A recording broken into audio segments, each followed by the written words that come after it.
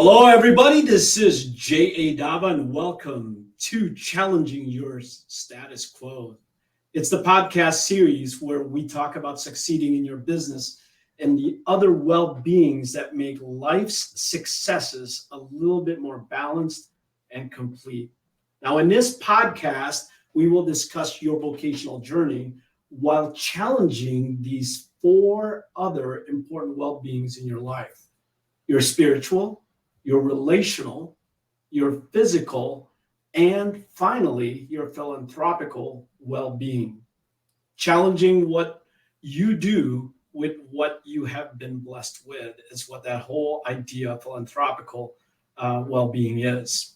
Today's topic, guys, is so important and such a tough subject to discuss, but our special guests are going to be bringing a bit of light and hope to everyone listening today. Today is about giving back, honestly, as many are in need. I'm your co-host. I'm J.A. Dava. I'm one of the co-founders and senior coaches with Latreia Coaching and Consulting. And I'm with my co-host, friend, my colleague, co-founder, and my brother, Paul Waldruff. How are you, Paul? Jay, I'm great. I love doing these because the topics are they're broad and they're specific at the same time, right? We cover a number of different topics, but then we just go a little bit deeper in them. And I just think it brings light to so many different areas of our life. And that's what I love, the diversity of what we talk about. Pretty excited about today. Yeah, and you know what? Today, and I already opened it up, Paul, from the perspective that it's a bit sensitive. It's a bit Yep. it's a tougher subject, but it's so necessary right now. So, what do we have in store today, Paul? Yeah, so you talk about the well-beings. I think this topic is bigger than just any one of the five well-beings, and I think the five well-beings, right? Your vocation, your spiritual life, your relational, your relationships, um, your physical well-being, and your financial, all of that can impact what today's topic is about. And it's about emotional and mental well being. And what we're going to be talking about is mental health and suicide awareness. And, life happens and it happens so unexpectedly and it can catch us off guard. But this whole idea of mental health and suicide awareness, if we sit down and think about it, we all know somebody who's been touched by this, some much more deeper and closer than we imagine. And some of us have been, impacted by it directly. So we've got Scott and Lisa Johnson coming to talk to us about this today. And I'm telling you, whenever we do these podcasts, we always spend a little bit of time in advance, right? I wish our audience could be a part of that discussion because it is just so rich. Scott's a senior leader with CMG Financial, and Lisa, his wife, they are co-founders of Honor Connor, Hold On to Hope.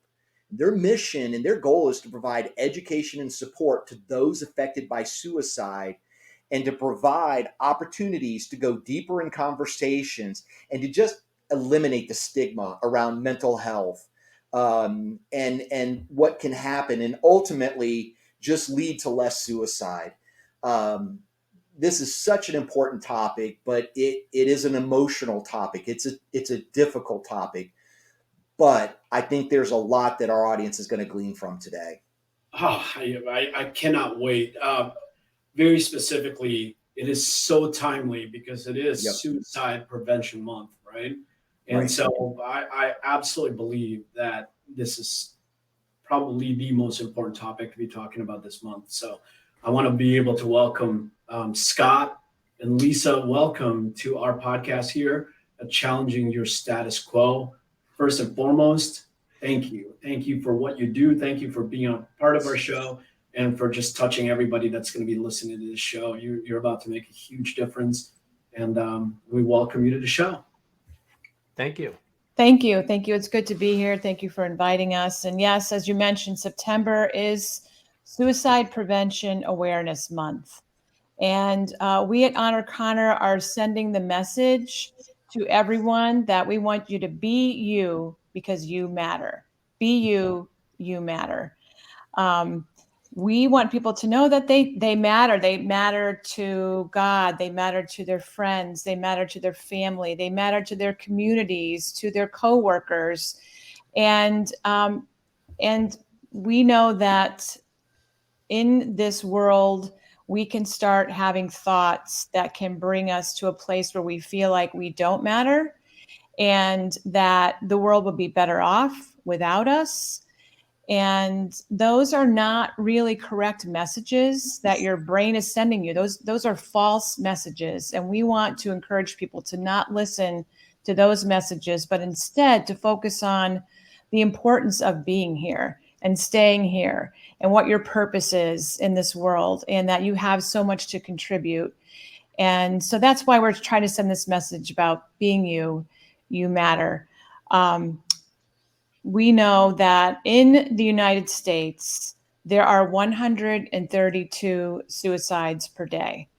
And that actually the highest rate of suicide is with middle-aged men, believe it or not. Hmm.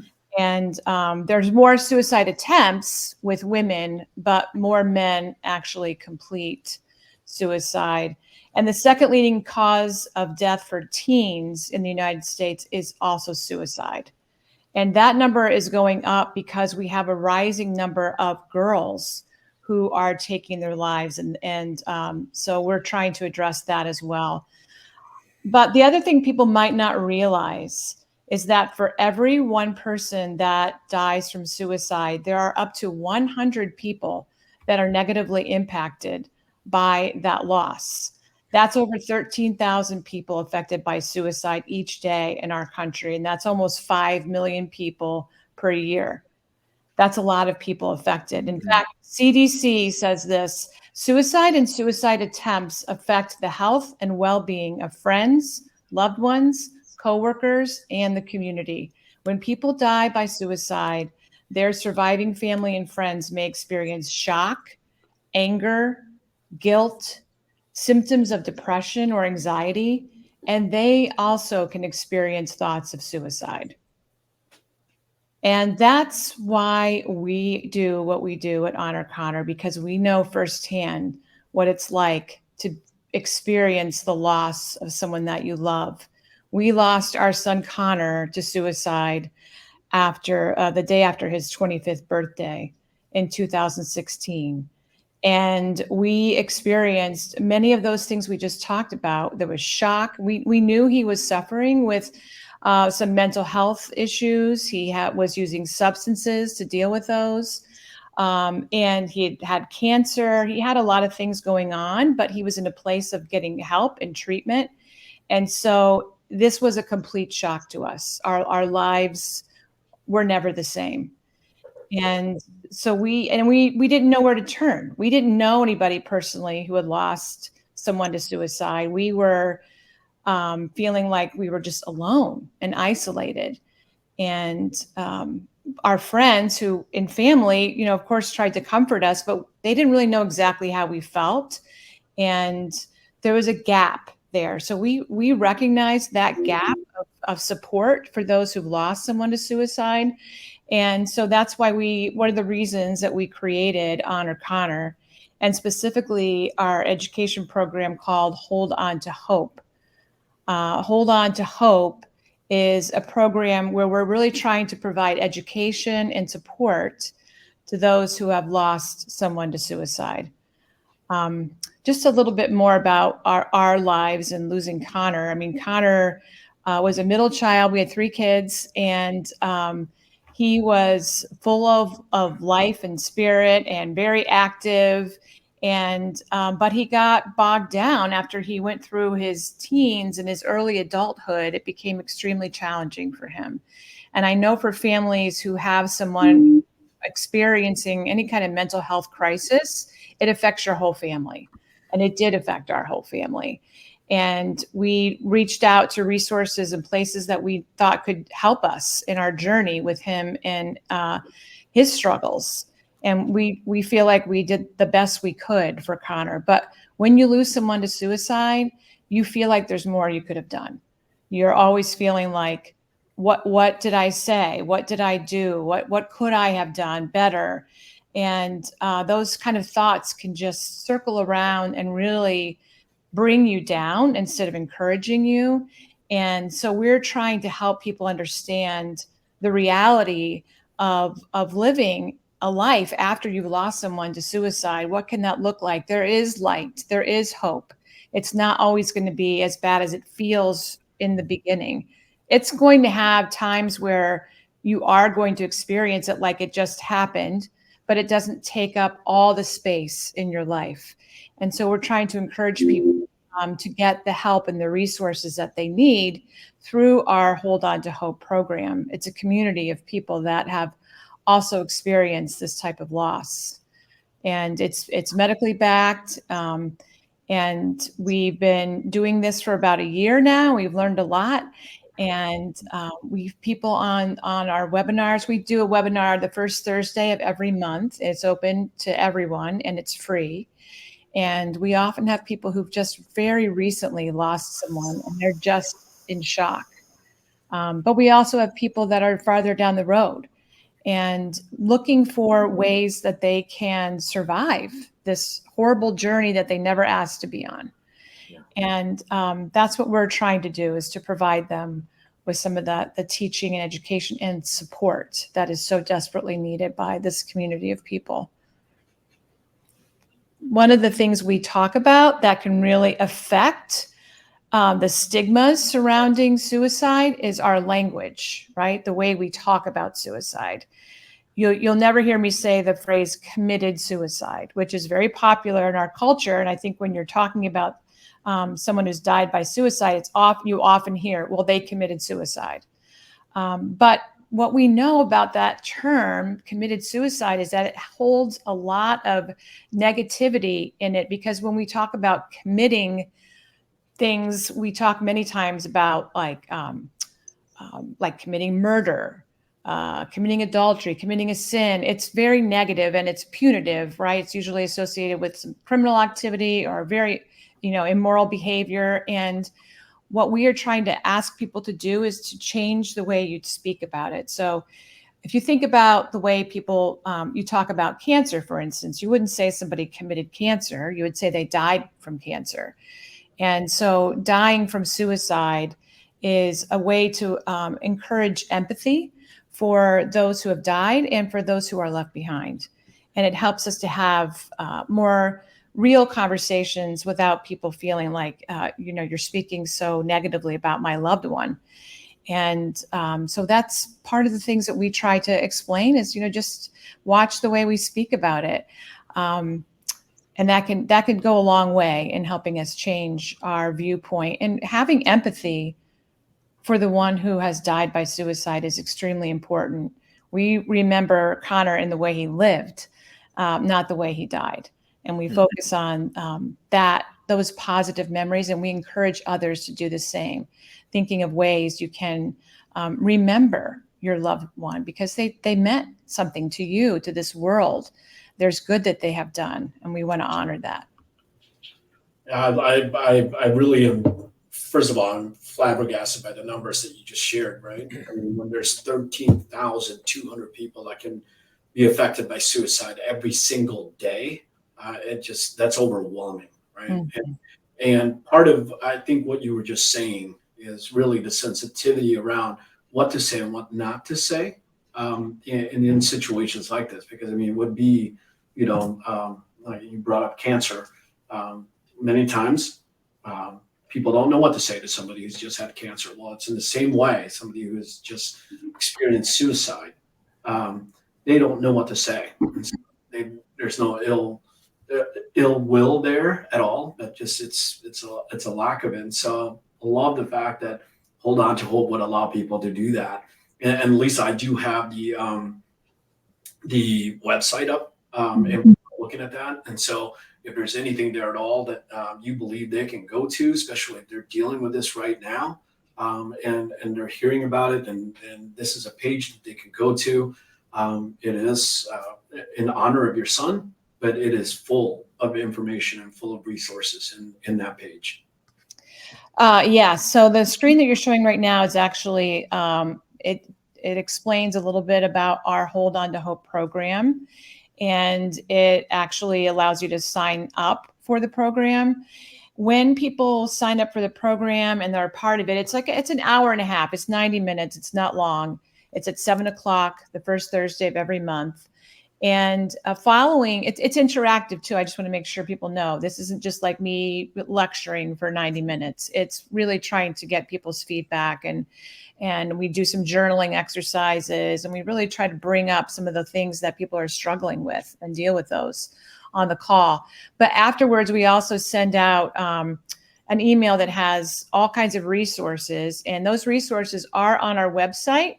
And anything from, if you're in an immediate crisis, which if you're in a crisis with someone that you know, or even for yourself, there's now a universal number, just like we call 911 for many of our emergencies. You can actually dial 988 and immediately be connected to someone who's going to be able to talk to you about a mental health crisis, a suicide crisis. And that's very important for our country to have, because sometimes when you dial 911, you're not going to be in touch with people who might really have the information and support that you need when you're in a suicide crisis. So that number has really been groundbreaking for our country to have that as a resource. There's also other hotlines on there. If some people feel more comfortable texting, if you are a family member, there's all kinds of resources on our website under the resource page. And there's books, there's podcasts, there's support groups, there's other ways that you can get help, right? And so we encourage people to check out our website.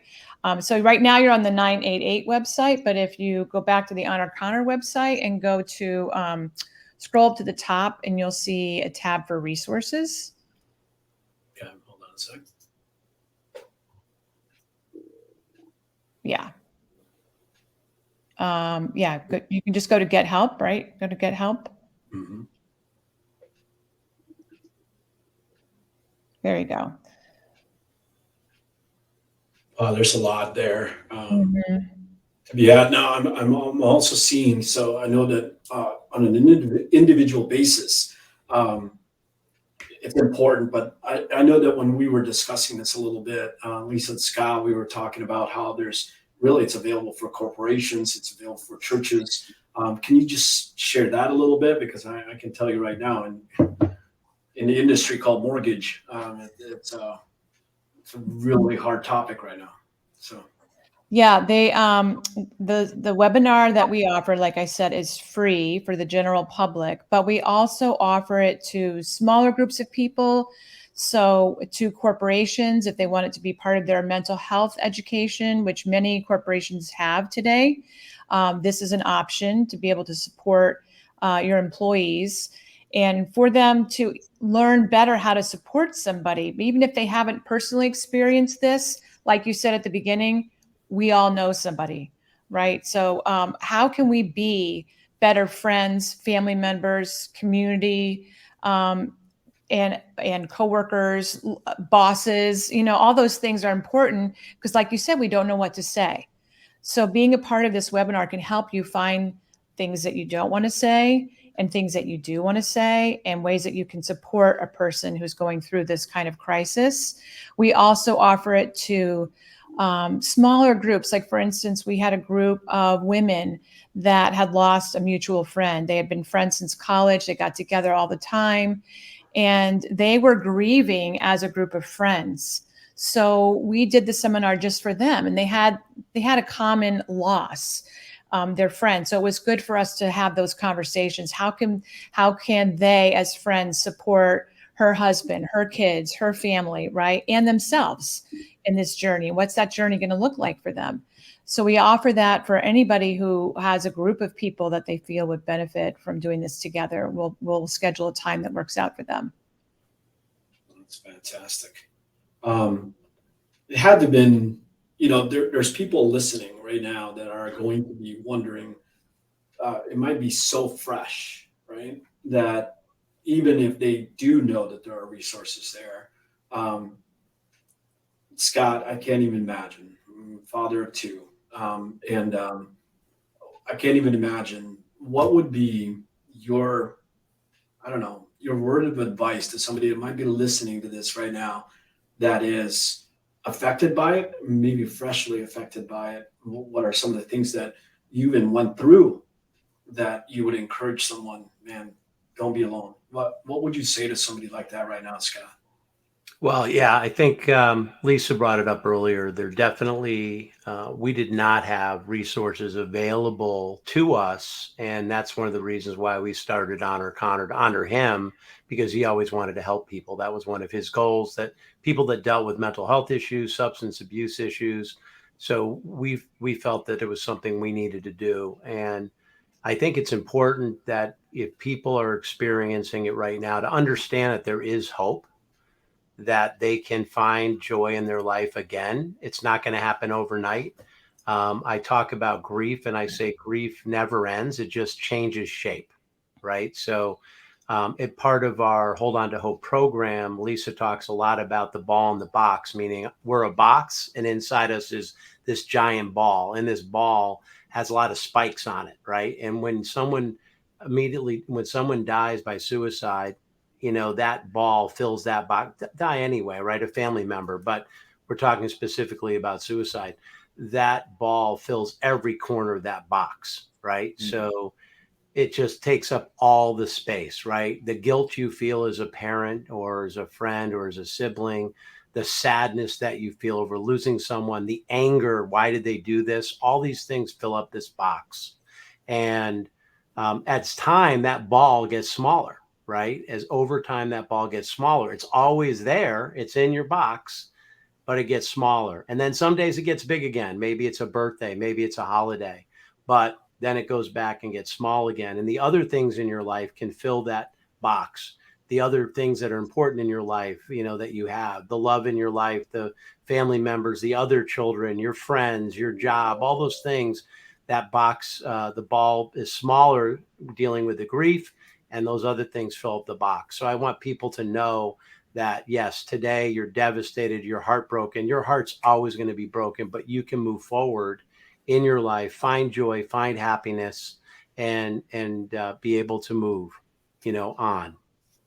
But it takes time. I will say, one of the messages that we communicate often on our webinars to people who have recently lost someone is to give yourself the time. It takes time. The way that that ball is going to shrink is by self-care in a lot of, which, what does that mean? That means knowing that you need time to process this. You're not going to get over it anytime soon. And you might need support, right? What does that look like? Support can be a support group. I know that I joined a support group after we lost Connor. That was so important to me because I finally felt like I had people who understood what I was going through. And they had resources available for me that I wouldn't have had otherwise. So reaching out and joining some kind of an ongoing support group can be extremely important. Perhaps it's finding the right therapist. I went to 3 different therapists because I needed different things at different times. It's traumatic. It is very traumatic to lose someone to suicide.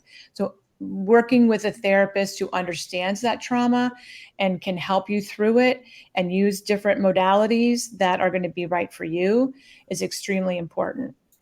Yeah, and Connor died in 2016, and we didn't start Honor Connor really until about 2020. So, it took us several years. We knew we wanted to do something, and it just took us several years to get to the place that we could. Yeah, you actually, and this topic is so important, and what you guys are discussing right now, because when Paul and I were talking to you both, one of the things that I heard you say was that it's because of this subject, even your friendships can shrink down because again, it's almost as if you might find yourself not necessarily the one that had your son die of suicide, but you're part of that circle, Mhm. and how much of an incredible support you could be to someone who's dealing with that. So, I mean, you both felt that, right? I mean, I think you both shared with us that the circle got kind of smaller, right? And tell us a little bit about that. I mean, because there are people that are probably right now not supporting somebody because they don't know how, right? So, I think that's the key is that, we had a big circle, right, of friends, family members, part of a big church. And I think a lot of people don't know what to say. So they don't say anything. And then over time, not saying anything, your friendship starts to fade, right? We were very fortunate that we had, several friends that came alongside us, and our family was amazing. And I think that, that itself, just helped us so much in getting through it. But Lisa, I'm sure you can share some of your feelings on that. We also had friends that because they didn't know what to say, we lost them. They're not our friends anymore. And we lost a big community too that was important to us that we just felt like they weren't, you're angry and you're raw, and so when you don't feel supported, it's not like maybe you might feel otherwise. It's so magnified, right? Because you're looking for people to understand you, and it just can really get in the way of making any progress in your grief journey when you feel alone and isolated and like people don't understand. So that's why we're trying to help people know what they can and what they shouldn't do. Like we talk about the 5 love languages, for instance. So, people respond to grief and trauma in different ways. And some people need different things, just like we have different love languages. So, some people might really need a lot of affirmation. And so, how do you do that? How do you be present with someone who's grieving? And maybe they need physical touch. I didn't want that. I was a very prickly pear. I didn't want anyone getting near me. But some other people might really appreciate, holding their hand, giving them a hug, snuggling in next to them. We're all different, right? And we all need different things. So it's trying to understand the person that you're trying to support. What do they need? Or if it's you personally, what do you need in your grief and loss? What's going to help you? And maybe how can you communicate that to the ones who are trying to support you? Yeah. So many people will ask, what can I do? And we, as the grievers, we're okay, right? Because we're strong, we're okay. But reality is just regular executive functioning, just stuff like getting laundry done or going grocery shopping. I mean, if, when you are going through this process and you're the griever, you're grieving, and someone says, what can I do? Be honest, communicate with them. Hey, you know what? I need to pick up the kids. I just can't do it. I need you to come over and do some laundry for me because it's piling up and I can't get out of my own way. Go to the grocery store. Like Lisa said, the other thing is things that you don't do, right? It's nobody's business how your child died. If someone's asking you, it's not their business, right? People want to know what happened, right? Is there anything you could have done differently, Scott, as the dad? Like, those are not questions you want to ask somebody, right? And you don't want to say things like, gee, your son's in a better place. Well, okay, I want him here with me, you know? Um, so anyhow, this is why we started Hold On to Hope. We actually touch base on all of these things that we dealt with. And we also had focus groups of other families and people that have lost somebody. So we asked them the same question. So we could kind of come up with this program that's clinically backed that actually can help people deal with their loss and also help people come alongside people that are, dealing with that loss, right? Very important.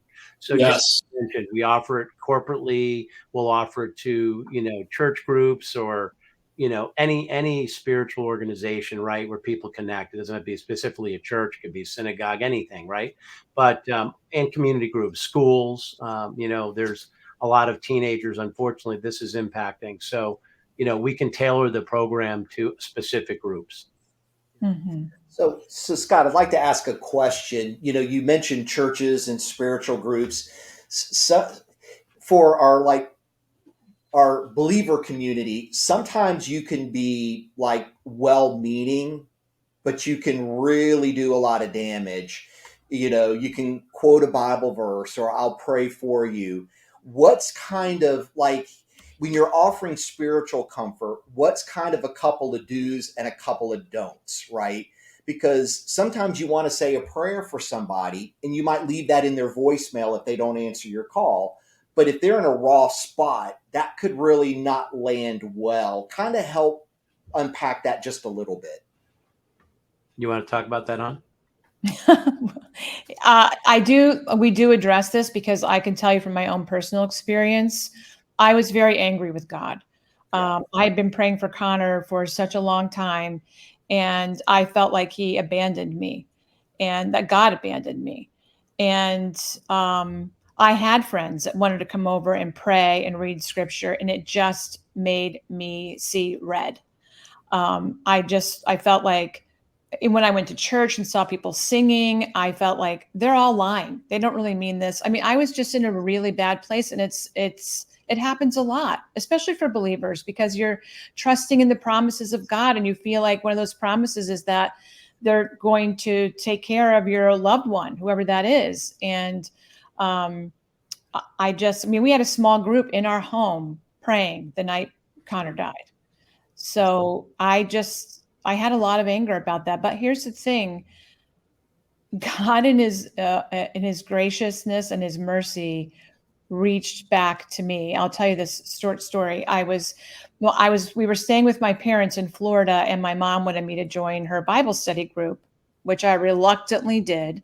They were studying Psalm 23, and I had prayed Psalm 23 and everything to do with the shepherd finding the lost sheep for Connor for years. So I was like, oh, great. I can't believe we're doing this.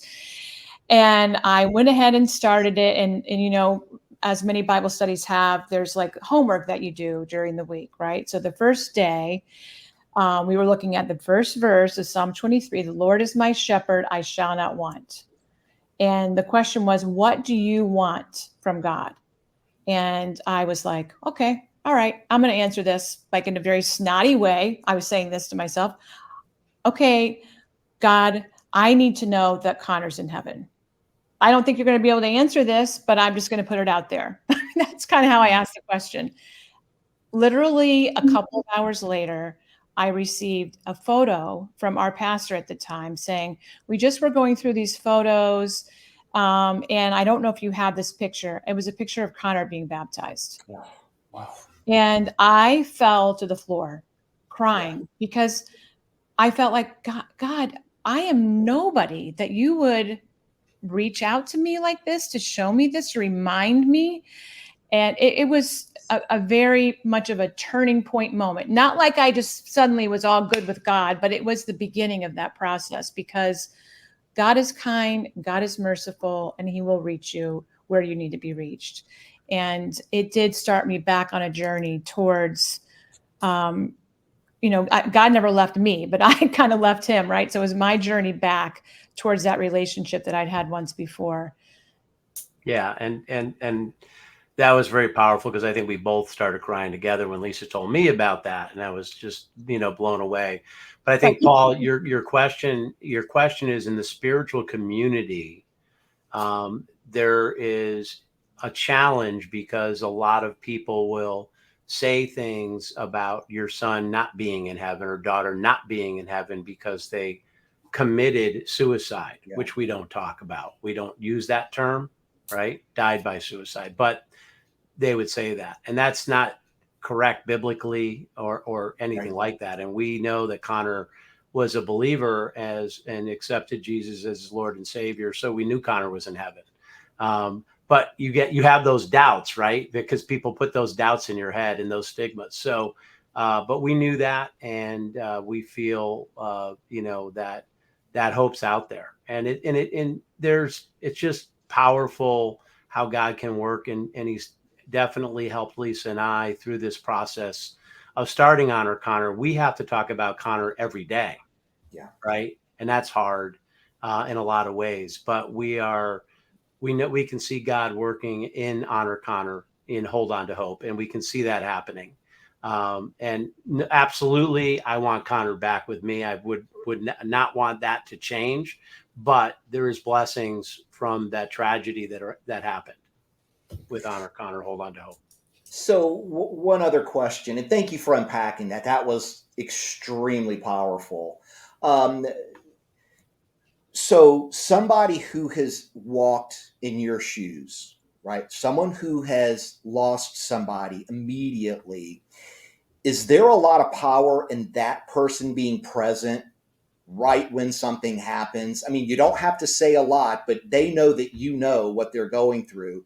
Is there just a lot of power in showing up and being there, even if it's being silent?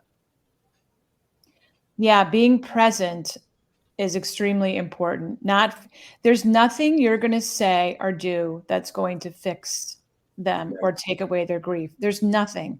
So searching for the right words is pointless. Being there, being present, ready to listen, ready to say, I'm here for you. I'm so sorry you're going through this. I wish I could take it away, but I know I can't. So I'm here. I'm here, and you're listening. And being able to, I know it's very important for me for people to talk about Connor, talk about their memories with Connor, right? Sometimes we're afraid. We're afraid, like, oh, I don't want to mention it because it's going to be upsetting, or I'm going to remind them of the loss. You're not going to remind me. I know every day that Connor is gone. But for you to share Connor, then I know you're thinking about Connor, or you loved Connor, you have something to share, and that fills me with joy. And, it's like all the photographs I have of Connor. I'm not going to have any new photos of Connor. And I have only so many memories of Connor. But if you have a memory that I don't know about and you want to share it with me, wow, that's like a whole new memory that I get now, right? And a whole new way to understand him. And it's beautiful. It can be really beautiful. So not being afraid to talk about them, say their name. They existed, they lived, they're still very much a part of the person's family, whether it's a spouse, cousin, whoever it is. I mean, we have extended family members that were very close to Connor that's completely impacted their life. So don't underestimate being a couple of persons removed in the family of how much the death of somebody from suicide can affect them. It can be very devastating. We all feel like there's something we should have known, we should have done, we could have done better. Everybody feels that way, and it's a hard thing to get through. Wow. How important is that message, Lisa and Scott? I mean, those of us that are sitting here right now know people, and we know where resources can be and what where to lead people to. So please take note of that, everybody that's listening, that be aware of what's around you, and then just your words of presence, right? Because it's absolutely true. There's nothing you can do at that point, right? And Scott, I will tell you right now, I'm feeling that you will be with Connor soon. In life here, time is, to us, means something. To our Lord, it's a whole different world. So, but I know Scott, especially. Gosh, I wish I could talk to you guys all day long, right? Because I think it's that important of a topic. But I know that you had a dream at one point, and I'm moving into a third part of what we want to be able to at least unfold. Because as we're talking about communication, as we're talking about even strangers, not strangers, but friends being able to come up to you, there's a little bit more. You had a dream, Scott, about a 1 billion type of dream. And I want to open that part of it first for you to explain what that dream was, and then lead us right into what I think is the walk and talk for hope, right? And so, can you just tell us a little bit about that dream first and foremost? Yeah. So as we, as a Honor Connor team, were brainstorming um, about what some of the things we wanted to do, we came up with this idea of the Walk and Talk for Hope. And the Walk and Talk for Hope is a amazing program where family and friends get together the Saturday after Thanksgiving, and they actually take a walk and talk about stuff that matters. So on Thanksgiving, you have turkey, you watch football. Friday, you go shopping. And then Saturday, my dream was that we'd have 1 billion people actually taking a walk and talking about stuff that matters. So it is a great day, opportunity. We provide some great conversation starters, a toolkit. So you can actually, have some information with you. And this is virtual, or we also have hard copies, a little card kit. And, here's some of the basic questions, right? What makes you laugh? What's your favorite season? What was the happiest day of your life? So we have these set up for you to take a walk and talk with your kids, with your teenagers, or with adults. So we have conversation starters for everybody. And it can be right on your phone. So you can do this talk virtually, walk and talk virtually anywhere, anytime this Saturday after Thanksgiving.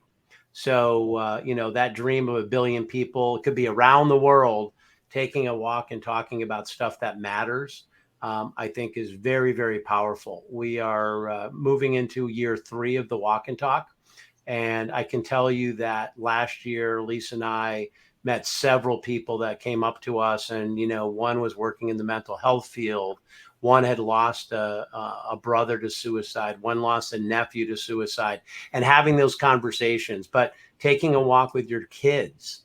And, it's so hard to start conversations right today, because you ask your kids, because we had, raised 3 children, teenagers. You ask a teenager how they're doing. Good.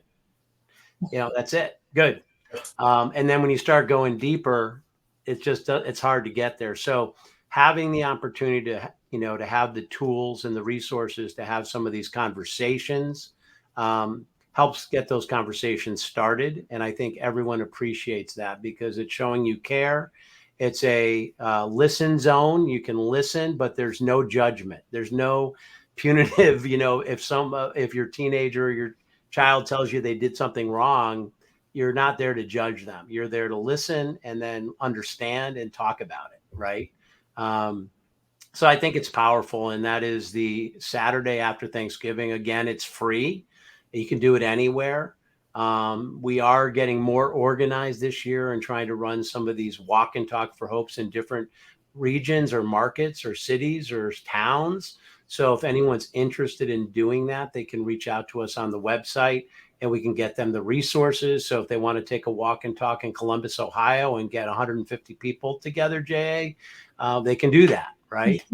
And I think that's, and we can help them with that. So we are definitely going to have more of those kind of events around the country this year. We're trying specifically to do that, as well as the virtual events. So Paul can get up and take a walk with his family wherever he is, and just take a walk around the block, right? Could be, 10 o'clock in the morning, could be 5 o'clock in the afternoon. But as long as the walk and talk is happening, that's what's important. Scott, it's just giving me so many great ideas as people are listening to this thing, because there's a lot that happens day after Thanksgiving, such as the turkey trots and the little races that are out there, because people feel like they have to just get out there and shake it all off again. What a wonderful topic to really just kind of wrap your arms around, right? As far as this is concerned. So for everyone that's listening, this is a great idea, even for just from an awareness standpoint. These people are just running 5Ks, 10Ks, whatever it may be. Here's something that can be discussed during that time. So tremendous program. And I just wanted to add to that too, when we do have our more regional events, and we're encouraging people to involve the community. So for instance, the one that we have here locally, we have a local coffee shop that's going to be providing warm beverages, because it is, here in Connecticut, it's definitely chilly that weekend. So we recognize that others that are less fortunate may need things like coats and hats. So we are doing a clothing drive too, to support one of our another local nonprofit that can then distribute those to the people that need them. So there's a lot that is part of this walk and talk that we're trying to make people aware of and participate in. Absolutely. I encourage everybody that's listening to this to look into, is this the actual site here is the honorconnor.org, right? And, yes. And to please check that out and just get educated and get involved. Gosh, I mean, time is flying already from this perspective, but I'd like to just be able to ask you guys, how does one get involved? Give us a takeaway of some sort, right? Again, this is so foreign for so many people, but based on 13,200 a day, I mean, most of us are 1 degree away from something like this. We might not be aware of it, but we are. And so being sensitive to this could be the thing that helps that person, right? Like you said, being present, being aware. So can you just, how can people get involved? And what are some of the key takeaways you'd like for people to walk away with today, Lisa and Scott? Well, I think the one of the big things we can do is talk about the honor project, right? Honor blank project, telling your story. So on our website, we have a spot called on the honor blank project, and you can go right on our website and you can tell your story, or you can tell a story about your loved one. And I think it's very important for people to tell stories, right? Honoring their mental health every day by empowering individuals to share their stories, get educated, and be supported as they continue their journey. I think that is critical to help people in stopping the stigmas and starting conversations around mental health, addiction, and suicide prevention, right, is to share your story. So the Honor Project, again, is free. Honor Blank Project, instead of the Honor Connor Project, could be the Honor JA Project, Honor Paul Project, Honor Lisa Project. But they can go to our website, click on it, they can put a photo in and just tell their story. And there's a bunch on there now that people can read, and they're very powerful. And I think that helps as well. And Lisa, I'm sure you have some takeaways. So the other thing is to know that we have this Hold On to Hope webinar every month. It is free. Encourage people that you know. If it's not yourself, if it's other people, encourage them to participate. We know that it can be hard to talk about. We respect people's privacy. So if they want to just get on and be off camera and not say a word, that's certainly an option, because they can just listen and get the information they need. We, in fact, have people who come on the first time and feel, they're in such grief that they can't participate, but then they'll come on again the next month. And now they're hearing it again. When you're in deep grief, it's hard to absorb information. It's really hard. So hearing something maybe several times can be extremely important. Your brain just isn't functioning the way that it might otherwise. So it can take a few times of getting that kind of information, but sharing that with other people who have experienced this type of loss, even if it was 5, 10, 15 years ago, because sometimes people haven't really dealt with that in their life. So sharing that is important. Being aware of your language, right? The language around suicide. Refraining from saying the term committed suicide, died by suicide. If you think about how you would explain someone's death from cancer, heart attack, any kind of illness, how would you explain that? Do it the same way, because that offers empathy to those affected by it. Lisa and Scott, well, I don't even know what to say, right? I mean, it's just like what we've been talking about for this whole 45 minutes, except for the fact that I mean, I will tell you right now that Connor is alive and well, because the impact that it's making towards all the people that are listening right now and where it can lead is, I don't know. I just can't say enough about how humble I feel that you two are on this show and being able to just talk to everybody out there and having the kind of grace that you both have right now. I know it's taken a long time to even get to where you guys are, but what you're sharing is truly honoring Connor, right?